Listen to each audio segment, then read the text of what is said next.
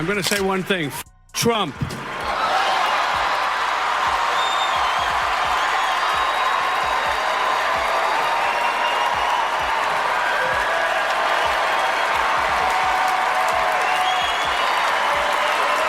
All right, folks, let's dive into a moment that's literally shaking up the political scene. Robert De Niro absolutely unleashed on Donald Trump.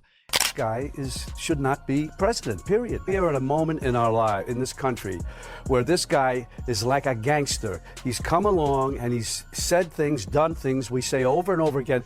This is terrible. We're in a terrible situation. We're in a terrible situation. And this guy just keeps going on and on and on.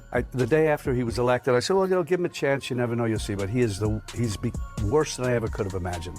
A lot of criticism of you. Fuck him. Okay, well, you know, this is cable. And let me tell you, it wasn't some mild critique. It makes me so fucking angry.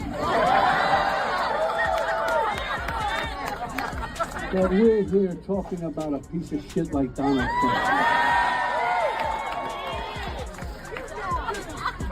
Hi, Philly, how are you? No, it ignited like wildfire across social media, leaving everyone buzzing. Do you think our democracy is at risk in this election? I think that it is. I always keep saying democracy is great, of course. But democracy people take for granted. It's a word that some people don't even understand. They take it for granted. It's about right and wrong, period. The guy's a monster. He is beyond wrong. It's almost like he wants to do the most horrible things that he can think of in order to get a rise out of us. I don't know what it is, but he's been doing it, and it's scary. Are you Excuse my French. Can you imagine the fury that De Niro's words stirred?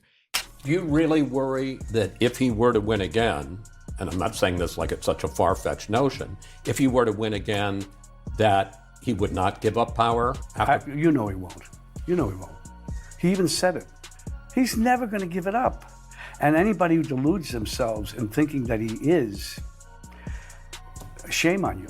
You have compared the Trump family to a gangster family, which is something coming from you. What do you mean? They are. Well, he because he thinks he's a gangster. He does everything like a gangster. I don't think that gangsters in that world would think much of him, because there's honor among thieves. There's honor in anything. If you don't keep your word and do the right thing with people, no matter what profession you're in, you are going to get ostracized. And in that world, it's a little harder. He described Trump in the rawest terms possible, drawing attention to what he sees as crucial threats to democracy and the American way of life. The media's ablaze, and your thoughts are needed. This channel thrives on your engagement, and I'm really excited, aiming to reach 1,000 subscribers by the end of February. It would mean the world if you helped this community grow. Subscribe and never miss out. I'd love for you to join us.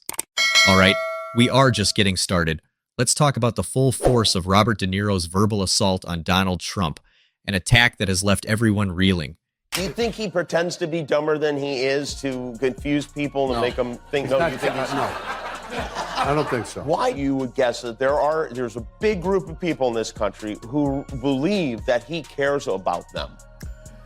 I am totally dumbfounded, baffled by that. I can't understand it, and it's a thing that we've seen over decades and decades. And he is a malignant narcissist. He's a sociopsychopath. He's created some new language as far as describing somebody in his mental condition. It's so frightening and scary, and he's dangerous. We got to get rid of him. Do you ever? You see, De Niro stood there, poised, with the intensity of one of his iconic film roles. The crowd, unknowingly bracing themselves, were about to witness a tirade of epic proportions. De Niro didn't hesitate.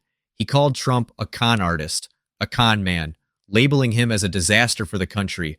It's like De Niro took all the frustration and disdain he's felt and just poured it out, word by word. And it wasn't just the personal jabs. Oh no. De Niro took it a step further, expressing a deep concern for American democracy itself. He warned about the blatant disregard for truth, the constant chaos Trump seemed to revel in.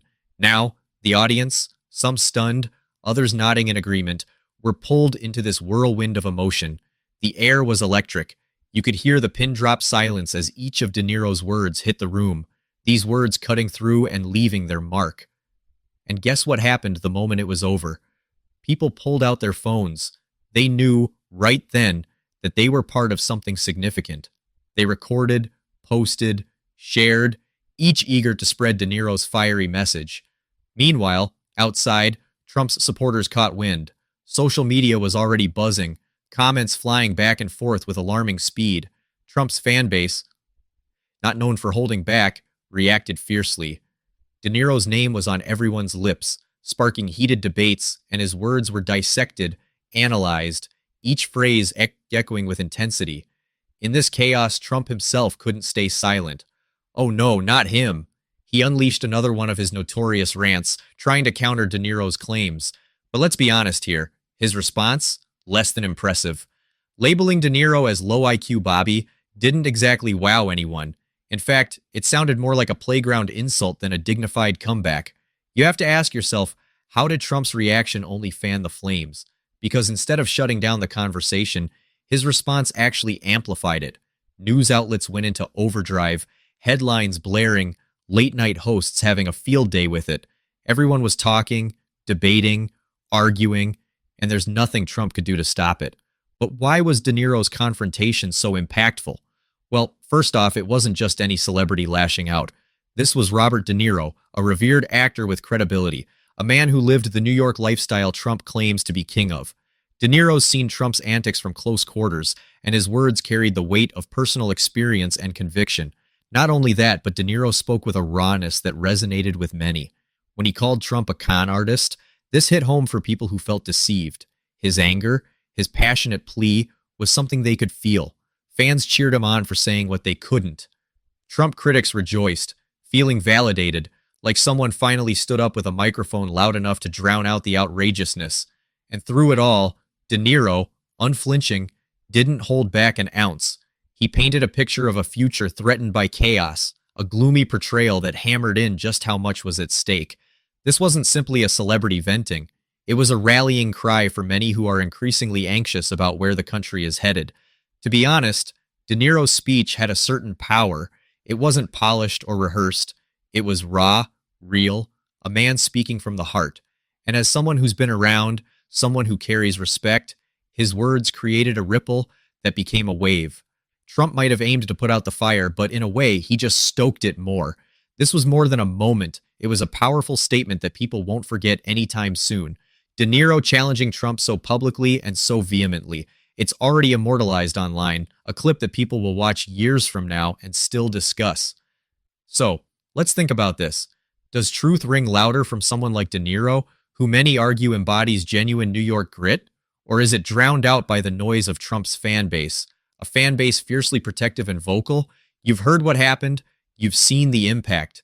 Now, I want to hear your thoughts. Did De Niro's words resonate with you? And what do you make of Trump's reaction? Go ahead, leave a comment below. Let's keep this conversation going, folks.